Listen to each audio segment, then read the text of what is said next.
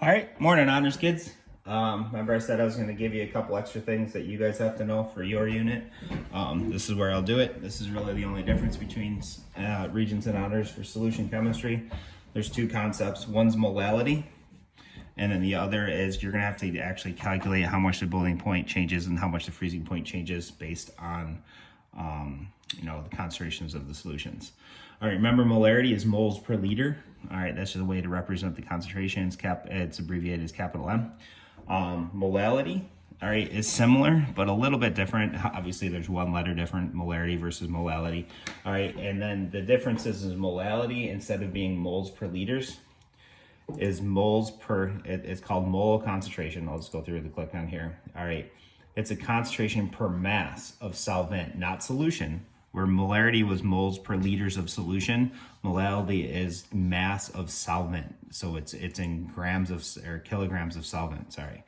All right, so molality is moles of solute divided by kilograms of solvent.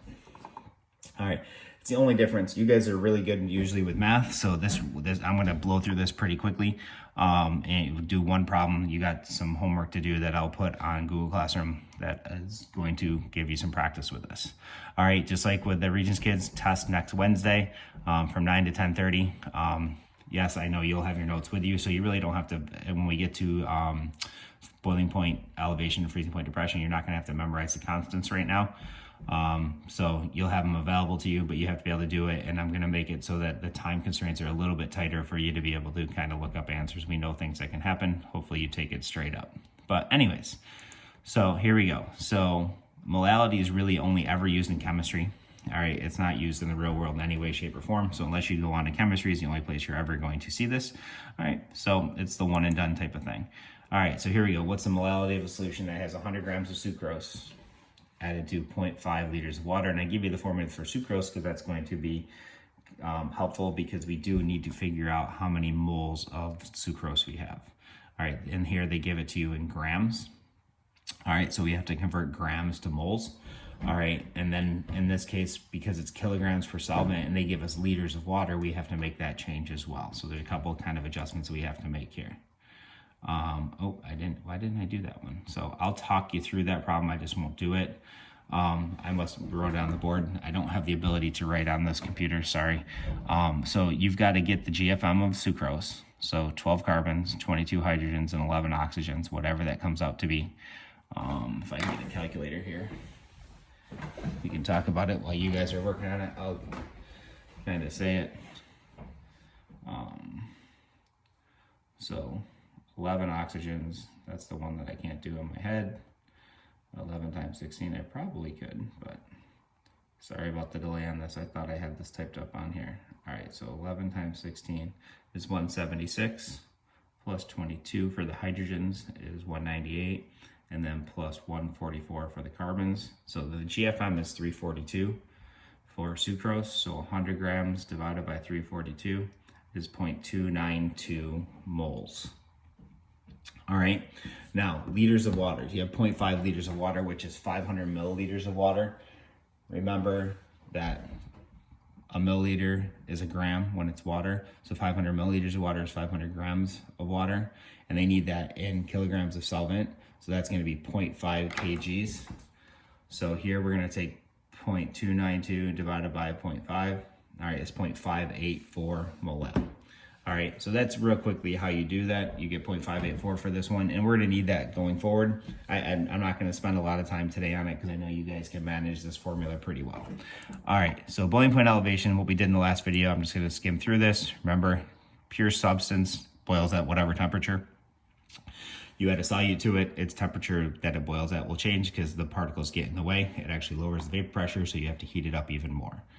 All right, so boiling point elevation, the normal boiling point, technical definition. Normal boiling point, normal freezing point, that's when the atmospheric pressure is standard pressure. So 101.3, 1 atmosphere, 760 millimeters of mercury, 760 torrs, whatever. We only use these two units.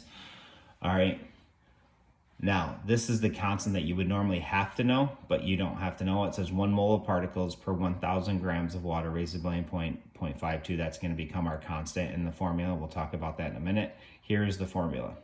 The change in temperature of the boiling point is equal to the number of ions times the constant times the molality.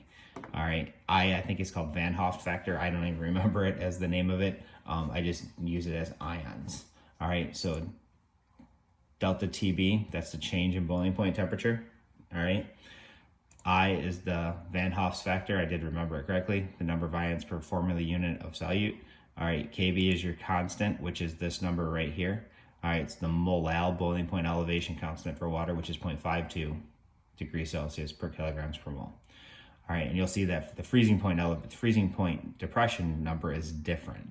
All right, and then m, lowercase m in this case, represents molality. Doesn't represent meters. I know it does get confusing, but when you're talking about it in this terms or this space, then this is what it is. All right, molality is moles of solute versus kilograms of solvent. Remember, that's different from molarity. Molarity is liters of solution. It has both of them. This one just has the solvent in there. All right, so just be careful of that when they ask questions for this stuff. Okay, all right, so here we go. This is just plug and play formula type time. All right, what would the boiling point be if 65 grams of sodium chloride were added to 2.2 grams or kilograms of water at STP? Okay, so you're gonna have your formula. Change in temperature, the boiling point is the number of ions times that constant times the molality. All right, now we know the number of ions. We can figure that out because we know the substance. We know the constant for water. We don't know the molarity. So we need the molality. So we need to get the molality to be able to calculate how much temperature changes. So to get the molality, this is where we're going to kind of get our practice. Molality is moles over kilograms, all right, of solvent. So we need to figure out how many moles of sodium chloride we have. All right, so you're going to need a GFM of sodium chloride. So you need to look up sodium, which is 23, chlorine, which is 35.5. You add them up, it's 58.5 is the GFM. You have 65 grams. So you have a little bit more than a mole. So when you use your formula, so you got 65 divided by 58.5, it's 1.11. So that's going to be the top of our fraction. The moles of solute is going to be 1.11 moles. Now, kilograms of solvent, they tell us we added it to 2.2 kilograms of water, so that's straight up easy, 1.11 and over 2.2. All right, so the molality is 0.500. I really should have another zero there, but that's fine. So now we use this in our formula here to solve for the change in temperature, the boiling point change. How much does the boiling point change? But if you add 65 grams of sodium chloride and 2.2 grams of water, or 2.2 kilograms of water. So here we go, let's go delta TB. All right, so our number of ions. So you gotta look at the substance. Is it ionic or not? This is what you really have to ask yourself to be able to figure out. Remember, if it's got a polyatomic ion, it's gonna act like an ionic. If it's got a, electronegativity difference greater than 1.7, it's just gonna act ionic. All right, so you got sodium and chlorine. So this is definitely going to be an ionic compound. It's gonna split into two ions, so our I is gonna be 2. Your KB is your constant that you got from before, the Van Hoff factor, which is 0.52. All right, and then the molality is 0.5. All right, so now to see how much the boiling point would change, you basically just multiply these all together. When you multiply all those two together, you get 0.52. So the boiling point is actually only going to go up by 0.52 degrees Celsius, which isn't very much, which this really isn't very much sodium chloride in that amount of water. All right, so you add those two together, you get 100 plus 0.52, and you get 52 degrees Celsius. All right, so that's that one. We're gonna do that one problem. Now we'll do freezing point depression. All right, remember, freezing point gets in the way of the hydrogen bonds. All right, so the more particles you have dissolved, the lower the freezing point will be of the substance. Okay, just like boiling point, solid particles will get in the way of freezing. That's why we put salt on the roads. All right, so the constant for freezing point depression is 1.86. So you can see that it's different from boiling. All right, boiling, it only changes 0.52 degrees, and freezing, it changes to 1.86. So it's going to have a greater impact. Our formula is essentially the same. The only difference is F and F versus B and B. All right, your constant's going to be different, but your constant is going to be that number, the 1.86. So delta TF, change in freezing point.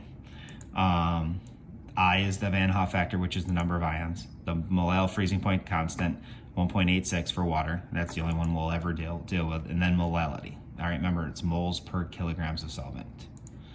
All right, what would the freezing point be of 65? So I'm going to do the same problem.